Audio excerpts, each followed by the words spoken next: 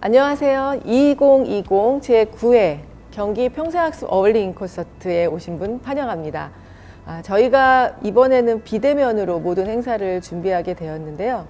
특히 이번에는 포커스 인터뷰라는 부분들을 통해서 만남의 학습광장 만나고 싶었습니다 코너를 준비했습니다. 이 코너를 준비하면서 가장 먼저 떠오른 분이 저는 이분인데요. 우리나라의 매번 전국 최초의 평생학습 도시 하면 광명시를 떠오르게 되는데, 그 최초라는 평생학습 도시가 구동될 때 함께 하셨고, 또 2020년 지금은 광명시장님으로서 또 평생학습을 이끌고 계십니다.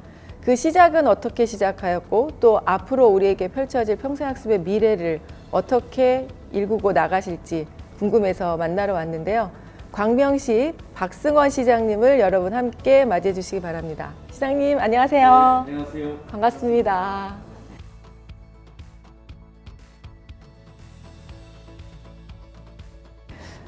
저는 또 개인적으로는 예전에 평생학습 뿌리찾기를 통해서 이제 시장님하고 이제 인연이 돼서 광명을 어떻게 시작했었는지 그때 이야기를 들으면서 가슴 뭉클뭉클한 얘기가 많았었거든요. 그래서 오늘 이제 그 이야기를 저만 아는 것이 아니라 이제 이 방송을 보고 있는 어울링 콘서트에 시청하고 있는 모든 평생교육 관계자들과 함께 나누고자 이 자리에 모셨는데, 바쁘신 와중에 함께 해주셔서 진심으로 감사드리고, 이제 제가 한번 첫 질문 시작해봐도 될까요? 네. 네. 한번 이제 저희가 2020 회상이 이번에 주제라서 네. 1999년부터 이제 저희가 한번 돌아가 보려고 하거든요. 1999년 하면 광명시가 떠오르고, 광명시 하면 이제 시장님이 떠올라요. 그 당시에 아무도 가지 않은 길인데 어떻게 평생학습 도시를 선포하게 되는 그 과정을 하게 됐는지 한번 말씀을 부탁드립니다. 네. 1999년 1월 4일 날 제가 광명시 평생학습센터 사무국장으로 의촉을 받았습니다. 그리고 그해 3월 9일 날 대한민국에서는 처음으로 광명시가 평생학습 도시 선언을 했는데요. 1월 4일부터 3월 9일까지 그 짧은 기간에 광명시가 평생학습 도시 선언을 할까 말까에 관한 논의부터 평생학습 도시 선언문을 작성하기까지 정말 많은 내부적인 학습과 토론이 있었습니다. 그 당시에 광명시가 왜 평생학습이라고 하는 것에 대한 관심을 가지기를 했냐면, 광명은 대학이 없습니다. 그리고 광명시가 서울하고 인접해 있다 보니까 초등학교나 중학교 졸업하면 이렇게 서울로 이사 가는 상황이 굉장히 많았죠. 그러니까 광명 시민들의 교육열이 굉장히 높다 보니까 광명이 교육도시로 갔으면 좋겠다라는 의견들이 굉장히 많았었죠. 근데 그것을 해결할 수 있는 방법이 쉽지가 않았습니다. 그리고 또 하나는 그 당시에 새로운 밀레니엄 시대가 다가오고 있었기 때문에 새로운 지식정보 사회 속에서 지방 정부가 어떻게 하나의 그 도시를 이끌어가는 데 있어서 가장 중요한 키워드가 뭐냐라고 했을 때 저희가 평생 교육을 하나의 키워드로 잡고, 두 가지 측면 속에서 광명시가 평생학습 센터를 만들고 평생학습 도시 선언을 좀 하게 됐는데요. 평생학습 도시 선언을 할 때는 그랬습니다. 그러니까 이 도시에 가고자 하는, 이 도시가 가고자 하는 방향, 이 도시의 기본적인 철학과 그리고 이 도시의 기본적인 어떤 시정의 방침, 이런 것들을 전체적으로 공유하면서 함께 도시를 성장시켜 나가는 전략으로서 학습 도시를 선언하고 학습 도시를 하나하나 만들어 가보자.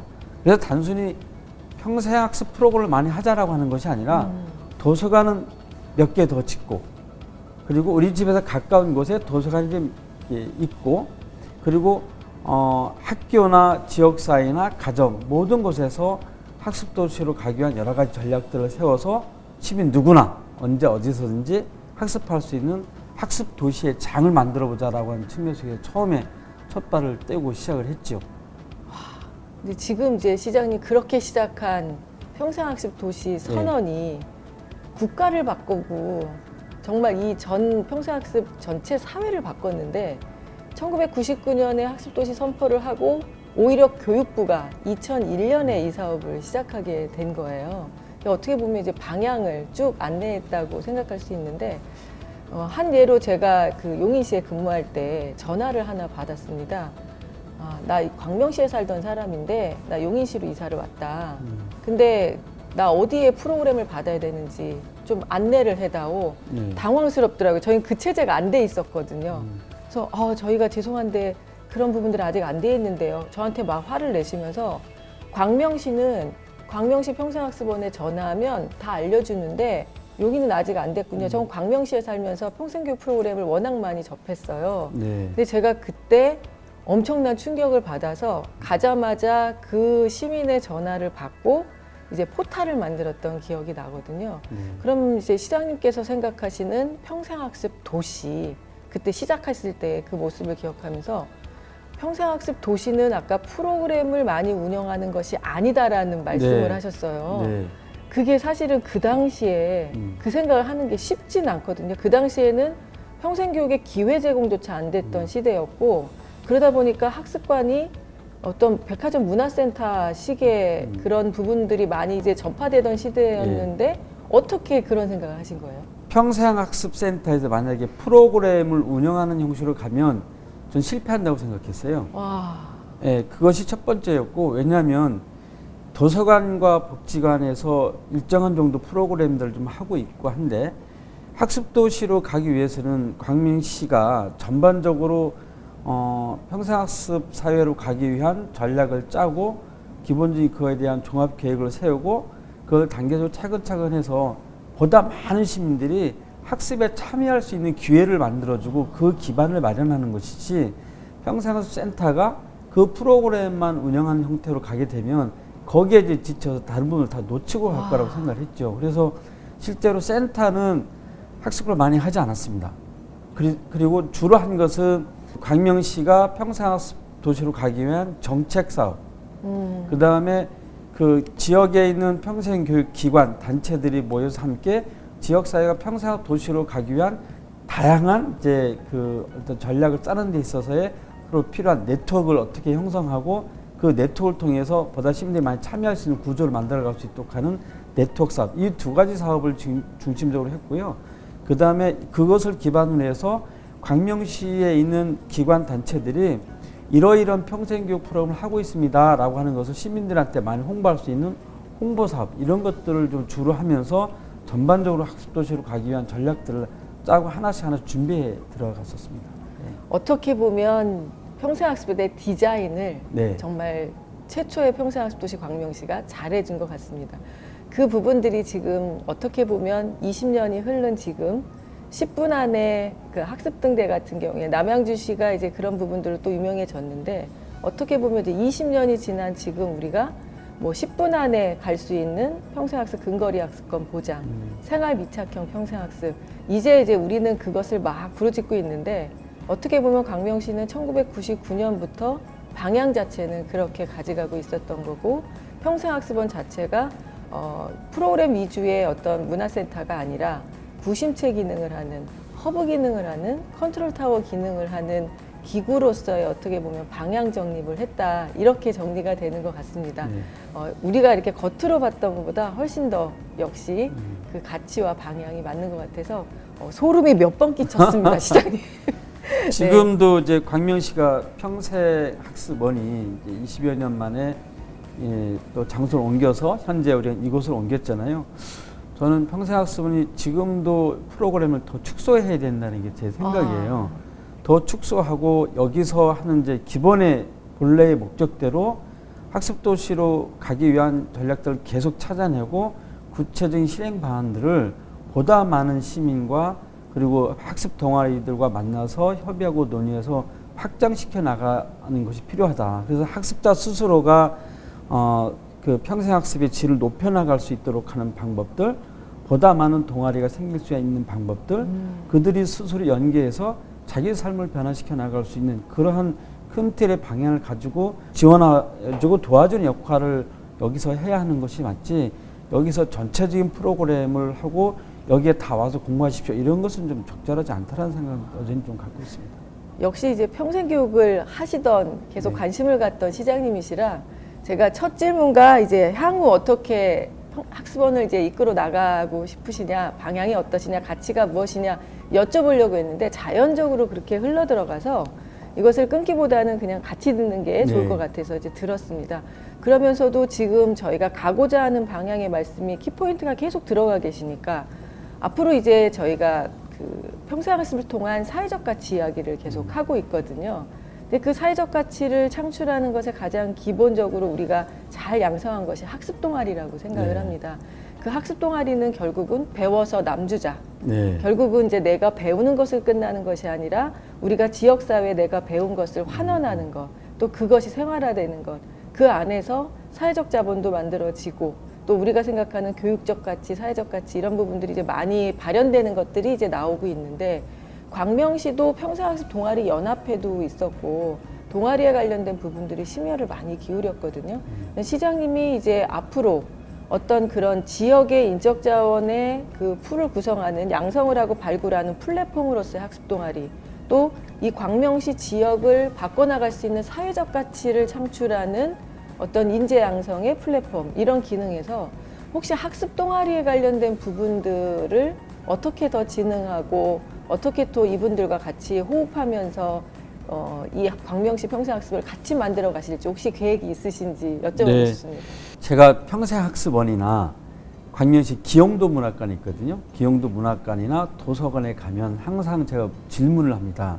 일하는 실무자들한테 여기 동아리 몇 개 있습니까? 와, 항상 질문하는데 지난번에 기영도 문학관 갔을 때도 이제 한 개가 있다고 그래요, 동아리가. 그래서 올해 안에 3개 정도 좀 목표로 해서 동아리를 만들었으면 좋겠습니다. 이렇게 제가 제안을 좀 드렸는데 저는 사람이 그 하나의 학습할 수 있는 공간에 모이면 그 안에서 자기 혼자만의 학습도 필요하지만 함께 학습하는 것이 서로에게 삶의 변화를 더 크게 이끄는 힘이 있다고 생각하거든요. 그래서 그 동아리를 통해서 같이 활동하는 게 더 의미 있다고 생각하고 그 동아리를 중심으로 활동하다 보면 자기 삶도 변화하고 이웃의 삶도 변하면서 지역 사회를 변화시킬 수가 있거든요. 그런 기본적인 이 그 학습원에서 일하는 평생학습 기획자들은 그런 고민을 해서 그들이 스스로 지역 사회 안에서 함께 호흡하고 자기 삶을 변화시킬 수 있도록 도와줘야 된다고 생각합니다.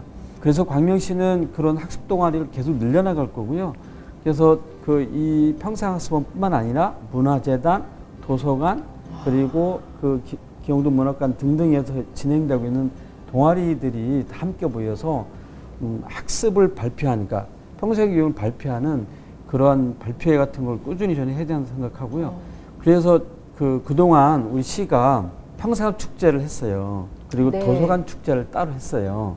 그러니까 그렇게 따로따로 진행되는 것을 다 모으기로 했어요. 그래서 평생학습 축제 그리고 그 도서관 축제. 그다음에 주민자치센터 네네. 하는 축제 이걸 다 한데 모아서 학습 마을 축제라는 이름으로 해서 한 2박 3일 동안 계속 그동안 자기가 학습한 것을 발표하고 나누고 뭐 그렇게 하는 것이 필요하다라고 해서 올해 그렇게 하기로 했는데 코로나 때문에 못했습니다.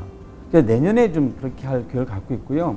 하나만 더 말씀드리면 저는 그것이 최종적인 단계로 더 성장하면 자원봉사 형태로 진화해야 된다고 생각하거든요.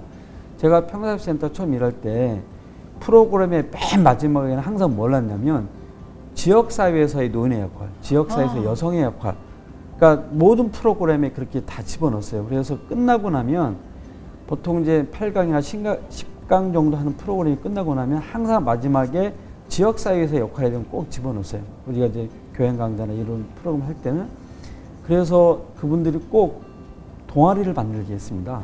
그래서 그 동아리가 만들어지면 그 사람들이 일정한 시기가 되면 봉사할 수 있도록. 그래서 그 당시에 푸른 소망가 하는 이제 여성 강좌 프로그램인데 그걸 맡으신 분들이 학습 모임을 만들었어요. 근데 그분들이 그 진화가 되고 나니까 공부도 하지만 한 달에 한 번씩 모여서 독서 모임 하지만 꼭 1년에 한 번씩은 그분들이 회의를 모아서 소녀 가장들한테 이렇게 그 후원 물품을 지급하는 이런 봉사도 하시면서 나중에는 그 이제 봉사활동이 더 강화되는 모습을 보았거든요. 그래서 사실은 광명시 자원봉사센터가 있거든요. 광명시 자원봉사센터도 재단법인으로 되어 있는데 자원봉사센터 만들 때 처음에 거기에 참여했던 사람들이 다 평생학습원에서 공부했던 학습 동아리나 자원봉사자 등록하셨던 분들이 초창기에 다 거기 가서 시작해서 센터를 만들고 지금까지 그걸 활성화시켜 왔거든요. 그러니까 저는 지역사회에서 학습이라고 하는 것이 끊기는 것이 아니라 지역사회 어떤 재능기부 형태로 바뀌어가는 것이 가장 최종적인 궁극적인 그 저는 목표가 되어야 된다고 생각하고요. 그래서 실제로 평생학습의 최종 목표는 지역사회 학습 공동체라고 네. 생각합니다. 이제 저희가 더 이상 뭐 말씀드릴 수 있는 부분들이 없을 것 같습니다. 정말 저희가 지금 가고자 하는 방향을 마무리까지 다 말씀을 해주셔서 이걸 뭐 어떻게 시장님 이걸 더 해주세요, 뭐 이걸 관심 가져주세요 이렇게 하기가 지금 방향 자체가 계속 맞고 저희랑 고민하는 부분들이 같고 그러면서 이제 이 평생학습에서 아까 말씀하셨던 재능기부, 자원봉사 이 부분들은 이제 우리가 계속 그렇게 사회에 환원해야 된다라는 부분들을 가고 있는데 이제 한편에서는 계속 경제가 악화되고 또 이제 일자리 창출이 어렵다 보니까 이제 평생학습을 통한 일자리 창출 이 부분들을 한참 많이 얘기를 합니다. 분명히 평생학습을 통한 일자리 창출이 필요한 부분들은 맞는데 예전에 어디서 제가 발표자가 발표를 하는데 학습을 통해서 일자리로 가는 데까지 죽음의 계곡이다라는 표현을 하더라고요. 이게 무슨 뜻이죠? 그러니까 그만큼 바로 학습을 아무리 많이 받아도 전문 교육을 받아도 바로 취업이나 바로 일자리는 힘들다. 그렇기 때문에 우리 공적 영역에서는 디딤돌을 놔줘야 된다. 그러면서 기억나는 게 그 디딤돌 중에 이제 첫 번째가 어떤 배운 것을 가지고 이제 자원봉사하는 부분들. 그 다음에 그런 재능기부 자원봉사를 통해서 일을 하다 보면 이제 소소한 파트타임이 생길 수 있다는 거죠. 이제 그렇게 하면서 그 다음에 좀 가서는 혼합형 일자리, 그러니까 약간은 내재적 보상과 외재적 보상이 중간 정도 되는 어떻게 보면 파트타임보다 조금 더 돈을 벌 수 있는 그런 부분들이 생기고 그렇게 지역사회 안에서 내가 계속 나의 역량을 개발하면서 사회공헌을 하다 보면 어느 순간인가는 이제 그때는 전문가가 돼 있어서 프리랜서로 혹은 사회적 기업으로 혹은 교육협동조합으로 혹은 비영리민간단체로 혹은 이제 뭐 취업으로 창업으로 이렇게 갈 수 있는 부분들이 생기는데 보통 사람들은 무조건 학습을 통해서 일자리 창출해라. 그것이 성과고 거기서 몇 명이 취업이 못 되면 이거는 실패한 거다. 이제 이렇게 얘기하는 거는 무리다라는 말씀을 평생교육 전문가가 아니라 다른 영역에 있는 분이 말씀을 하면서 되게 공감이 많이 됐거든요.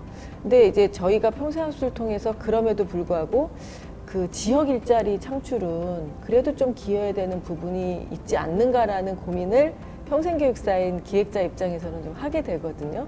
그럼 이제 시장님도 지금 어떻게 보면 시장님 중에서 20년 이상 이 부분을 고민해 본 거 시장님이 가장 오랜 고민인데 이 평생학습을 통한 지역 일자리, 뭐 사회적 일자리 이런 부분들을 우리가 어떻게 고민하고 개발해야 될까요? 이 부분들은 저도 답이 없어서 어떻게 보면 여쭤보는 겁니다. 그 기계적으로 인위적으로 하려고 하면 안 된다는 생각을 해요. 그러니까 실제로 자기가 그 학습을 통해서 새로운 직업을 이제 전환시켜 나가고자 할 때는 자신한테 학습자 자신한테 분명한 이유와 목표가 다 있는 거거든요. 그 길은 반드시 저는 찾아갈 거라고 봅니다. 다만 이제 그러면 그런 학습자들이 그런 취업할 수 있는 공간을 더 확대해 줄 수 있는 이제 지역사회 기반이 필요하지 않냐라고 하는 부분도 굉장히 중요하고요. 그런데 제일 첫 번째 중요한 것은 마음이라고 생각해요. 그러니까 평생학습에 있어서의 마음 교육을 우리가 어떻게 하고 있는지 모든 교육에 있어서 마음이 좀 굉장히 중요하다고 생각하거든요. 그러니까 그 기술적인 교육을 통해서 그 전문성을 확보해서 그 분야에 취업하는 것은 기본으로 하지만 실제로 내가 집에 있어 경력단절 여성이 새롭게 학습을 통해서 그 일자리를 만들고자 할 때는 스스로 변화된 사회 속에서 자기 마음도 변화를 시켜야 되잖아요. 그 과정에 있어서의 마음 교육이 굉장히 좀 중요하다고 생각합니다. 인문학 교육이나 교양 교육을 하는 과정에서도 얼마든지 취업 전선 나갈 수 있다고 해요. 무슨 얘기냐면 강의를 들으면서 아 그래 맞아 라고 하면서 스스로 그동안 갖고 있었던 자기 자신의 생각을 바꿀 수가 있잖아요. 네. 그러면 그 바뀐 상황 속에서 새로운 분야에 대한 도전도 할 수 있는 거고 그런 과정부터 저는 다 있어야 된다고 생각합니다. 저는 학습자 중에서 그렇게 변화되는 사람을 정말 많이 봤거든요. 맞아요. 그러니까 나를 찾아 떠나는 여행이라고 하는 여성 강좌 프로그램이 있었단 말입니다. 근데 그 여행 가는 게 아니에요. 네, 그러니까 그런 예. 일종의 이제 이 시대에 이제 살아가야, 그러니까 여성이 살아가야 할 자녀 교육 문제나 등등 이런 교육을 마치고서도 본인이 해온 직업 전선을 찾아갑니다. 창업도 하고 어디 가서 강의도 하고. 와. 그러니까 그런 과정들 좀 많이 봤거든요. 그러니까 그게 어느 순간에 기술 교육을 받아서 무조건 취업하는 것이 아니라 그러한 이제 마음 교육을 통해서 충분히 자신이 변화되면서 새로운 직업 전환할 수 있는 그 틀을 만들어주는 거기 때문에 저는 이것이 폭넓고 다양하게 진행이 돼야 된다고 생각합니다. 특히나 지금처럼 다변화 사회, 다양성 사회 속에서는 다양한 그런 평생교육 프로그램이 좀 진행이 돼서 그런 시민들한테 다양하게 제공해 주는 게 많다. 굳이 뭐 20명, 30명 다 채울 필요 없다고 생각하고요.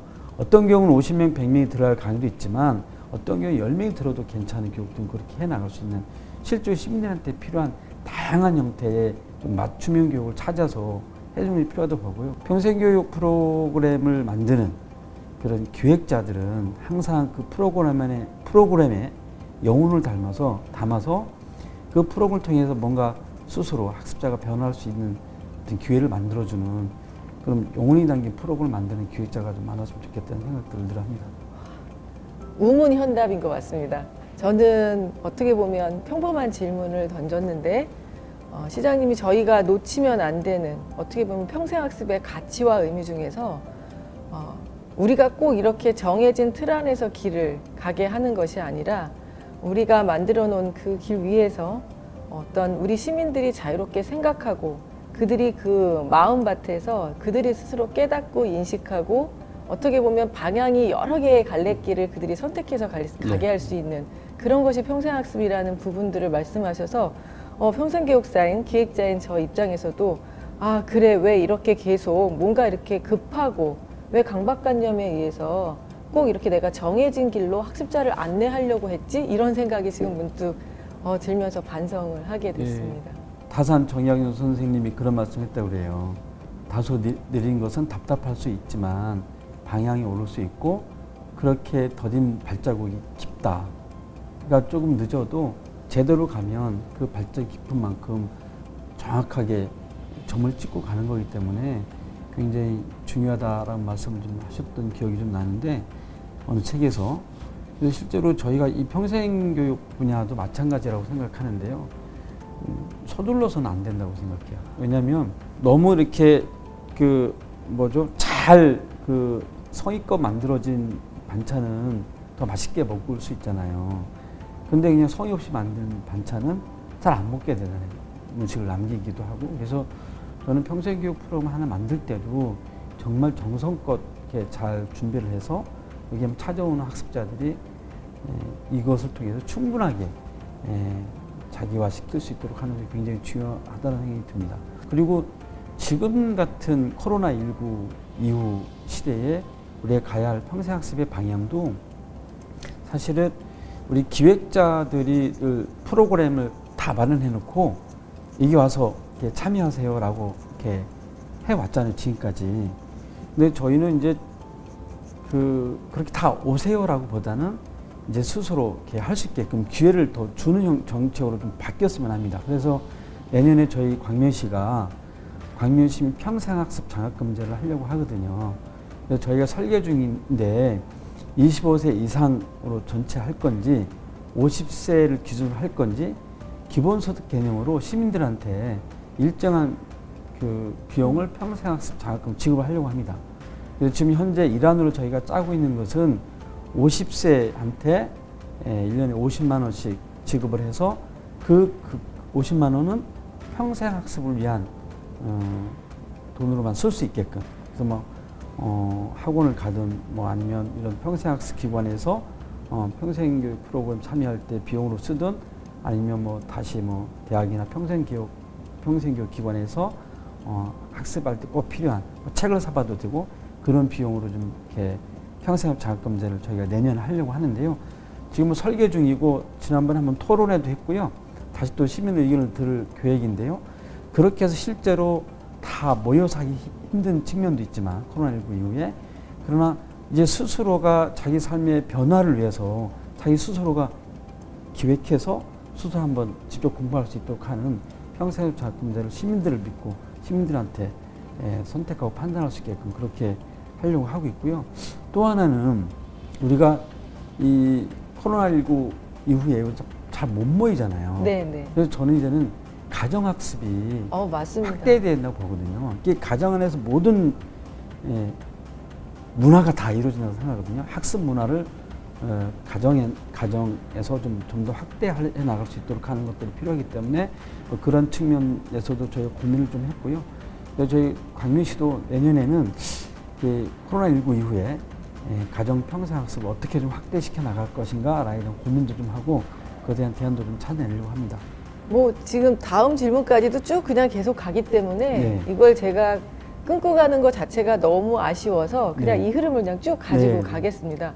지금 말씀을 듣다 보니까 또 시장님이 또 앞서가시는 건 트렌드 코리아 2021 이제 저희가 책을 요번에 봤는데 그 안에 레이어드 홈이라는 게 나오더라고요. 그러니까 집의 기능이 다층적으로 변하고 있는 거죠. 이제 특히 이제 재택근무, 유연근무 또 아이들이 이제 온라인으로 수업을 하다 보니까 인테리어 붐도 일고 있다고 합니다. 그러니까 집의 구조가 바뀌고 있는 부분이죠.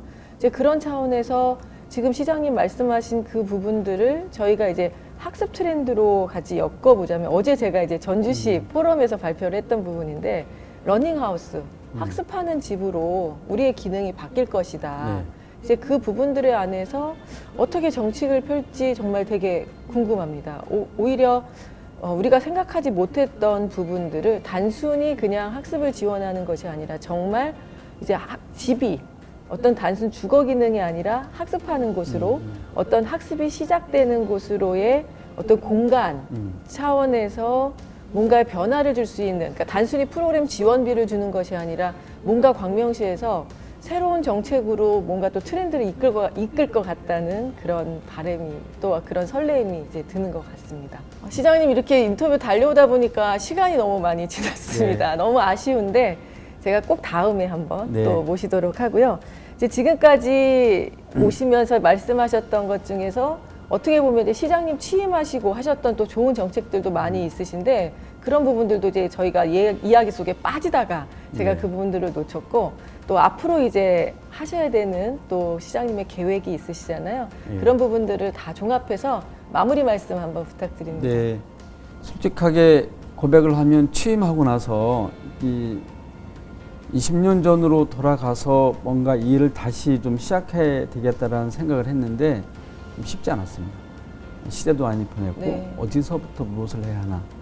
근데 여전히 변하지 않는 생각 중에 하나는 시민의 깨어있는 삶을 어떻게 더 도울 수 있을까? 이런 생각들, 그리고 학습을 통해서 지역사회가 좀 더 변화됐으면 좋겠는데 어떻게 할까? 이런 고민들을 좀 많이 좀 해왔고요. 그래서 지금 민주시민교육도 새로 하고 있고 자치대학이라는 이름으로 네. 그 우리 광명의 현안과 관련된 도시재생이나 마을 공동체나 기후에너지나 사회적 경제와 관련된 교육도 좀 하고 있거든요, 새롭게. 그러니까 그 과정을 통해서 실질적인 이제 시민 활동가들이 양성되어질 수 있는 과정도 좀 진행하고 있고, 또 세계 시민 학교라는 이름으로 해서 우리가 지금과 같은 그 세계 그 코로나 팬데믹 현상에서 좀 더 적극적으로 해서 세계를 너무나 많이 잘 알아야 되잖아요. 그런 여러 나라들에 대한 좀 학습도 좀 해야 될 것 같고, 결국 똑똑한 시민이 좀 많았으면 좋겠다는 생각을 좀 갖고 있습니다. 그래서 내년에 저희가 평생 학습의 해로 정하고 학습도시 광명에 좀 새로운 비전을 마련해 나가려고 합니다. 올해는 저희가 주민자치 해로 이렇게 정하고 전 동에 주민자치를 다 만들었거든요.